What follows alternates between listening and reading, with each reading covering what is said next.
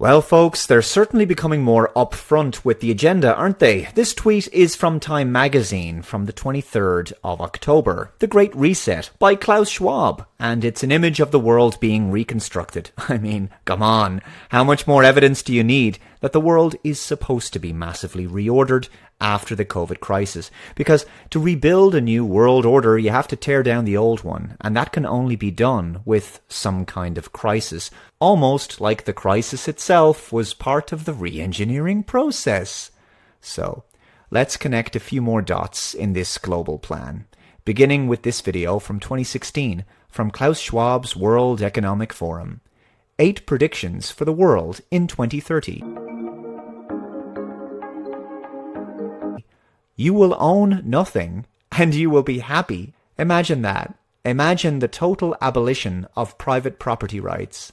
Gee, I hope there's no truth to that recent leak out of Canada that talked about the IMF cancelling everyone's debt in exchange for surrendering our right to private property and assets forever. This is basically Marxism. The state will own everything, including you, because in this Chinese-style Great Leap Forward, human beings have no bodily sovereignty. You may have already realized this, given that face masks are mandatory in many places. Yes, they can determine what you wear, and how the vaccine is inevitably going to be mandatory through coercion also. Now, historically speaking, who else was never allowed to own anything? Slaves. And you know who else wore masks? Slaves. You know, it's almost as if the technocrats at organizations like the World Economic Forum believe that human beings are nothing more than cattle to be muzzled, vaccinated, controlled, and monitored, and to be forbidden from having freedom and anything meaningful in their lives. By the way, just to remind you, we never voted for these people. Anyway, everything I'm picking up from the World Economic Forum and the Great Reset and the Fourth Industrial Revolution and the UN's Agenda 2030 Sustainable Development Goals project, it sounds an awful lot like global communism to me. The idea that you won't own anything is simply priming you for extreme levels of poverty.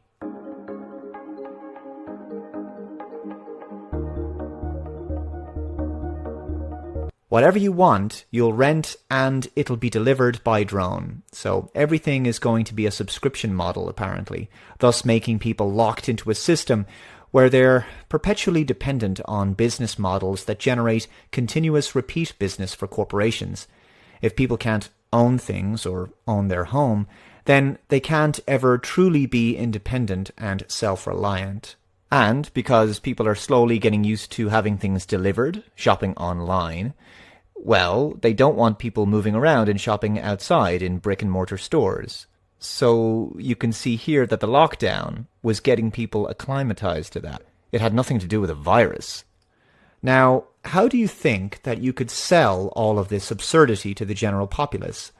Well, if you completely destroy all small to medium business, which is currently happening, and SMEs are, of course, the engine of your nation's economy, and you destroy their economic independence, and you make millions and millions of people around the world unemployed, and therefore dependent upon the state, and you drastically diminish their material resources and wealth, you obliterate people's savings, destroy their currency, and break down international supply chains for essential things like food, for example, well, they will obviously have descended into abject poverty at that point. So the globalists can then sell them any horrific new socio-economic situation, and they'll have no choice but to accept it, because it'll be a case of accept it or starve.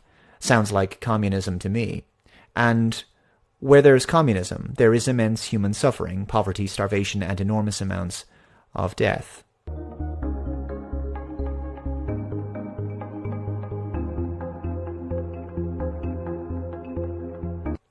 The US won't be the world's leading superpower. A handful of countries will dominate.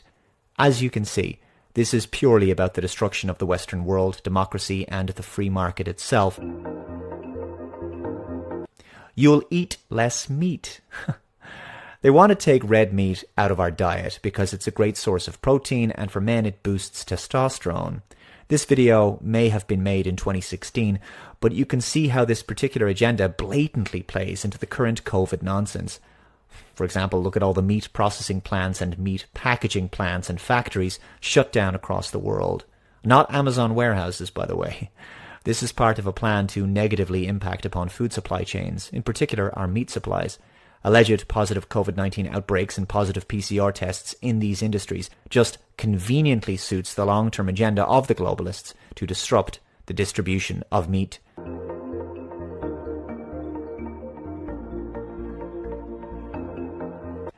An occasional treat, not a staple, for the good of the environment and our health. Isn't it great when power elites get to determine what you can put in your body or what gets put in your body? Sort of like a vaccine that kills less people than the flu. But this is the same World Economic Forum that told us back in 2018 the 5 foods we would be eating in the future. Cricket bars and insects, which, by the way, are not a staple of any nation's diet anywhere in the world.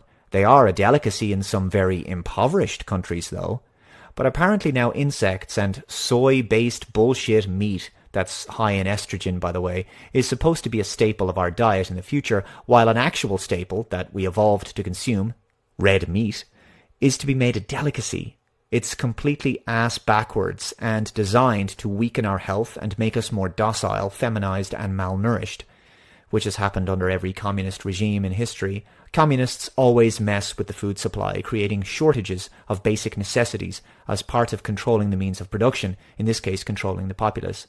Back in 2016, Klaus Schwab was interviewed in this video on YouTube for the Lee Kuan Yew School of Public Policy, and he was talking about the glorious Fourth Industrial Revolution of his. The Fourth Industrial Revolution will impact our lives completely. It will not only change how we communicate, how we produce, how we consume. It will change actually us, our own identity, and of course gives life to such policies and developments like smart traffic, smart government, smart cities.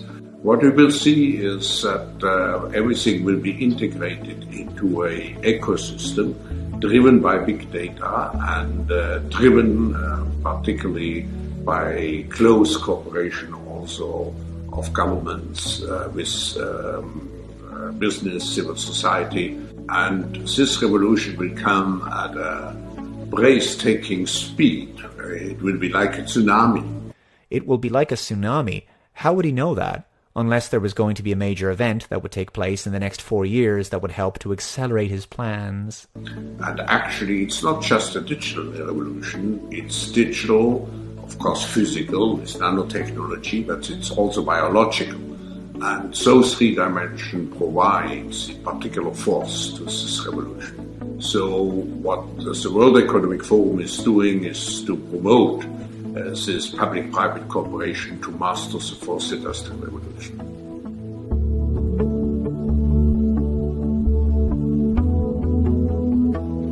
The Fourth Industrial Revolution will have multifold impacts. Of course, every industry will be digitalized, will be disintermediated, and has to define a new business model.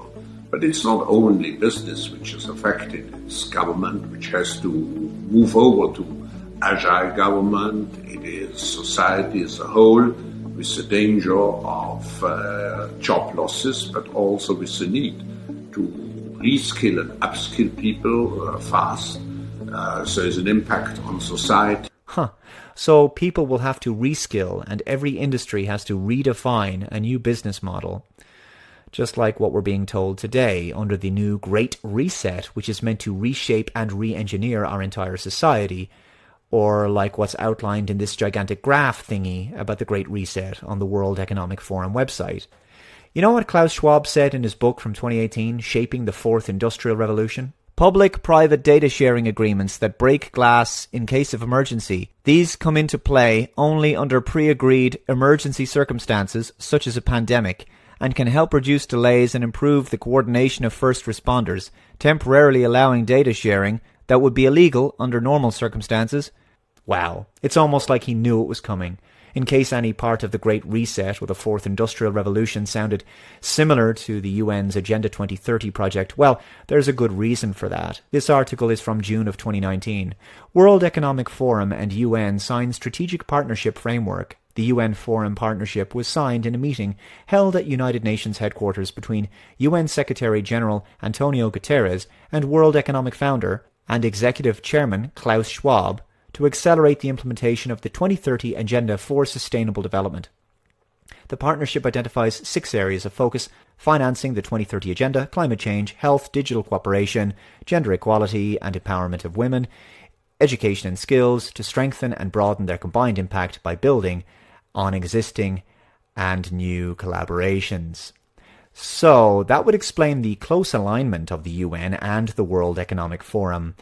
I guess it was very helpful that the World Health Organization just happens to be an arm of the UN, the same World Health Organization that declared a pandemic in March of 2020, and that pandemic just happened to help create the kind of societal and economic upheaval and reordering that assists the UN and the World Economic Forum to accelerate their implementation of the 2030 Agenda for Sustainable Development. You know, the same World Health Organization that has a history of faking pandemics in the past.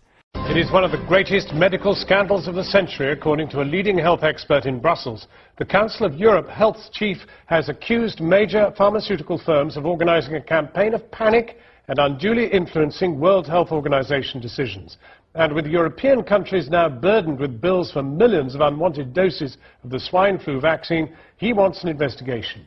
Our science correspondent Tom Clark has this report.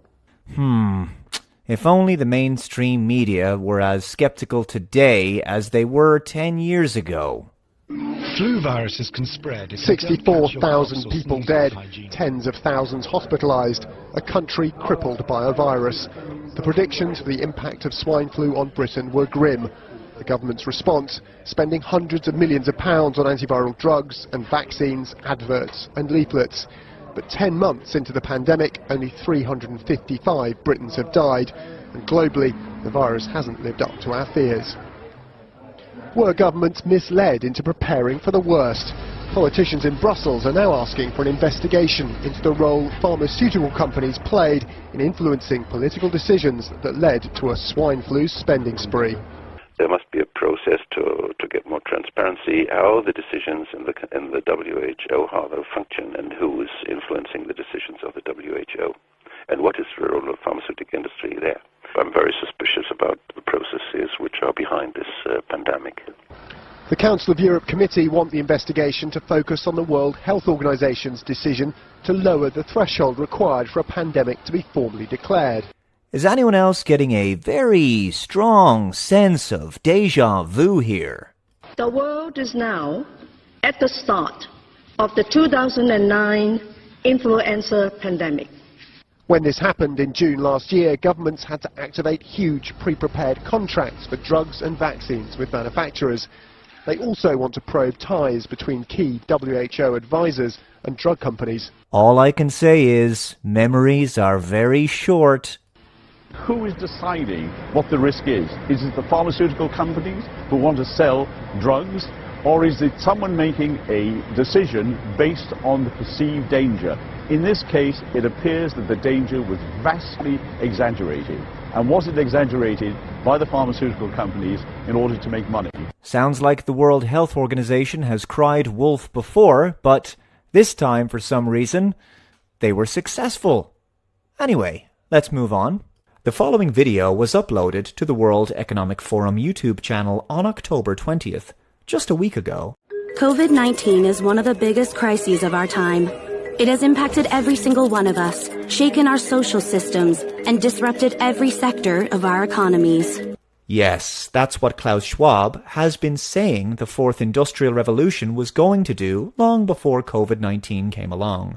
Anyone who still thinks that the lockdowns, restrictions, economic destruction and loss of freedoms has anything to do with the pandemic and not about transforming the world and human behaviour to an entirely new social and economic paradigm seriously needs their head examined. The automation of work, combined with the global recession, led workers to lose their jobs at an accelerated pace compared to previous years. And this trend is expected to continue. The ongoing shift in the division of labor between humans, machines, and algorithms might displace 85 million jobs worldwide in the next 5 years.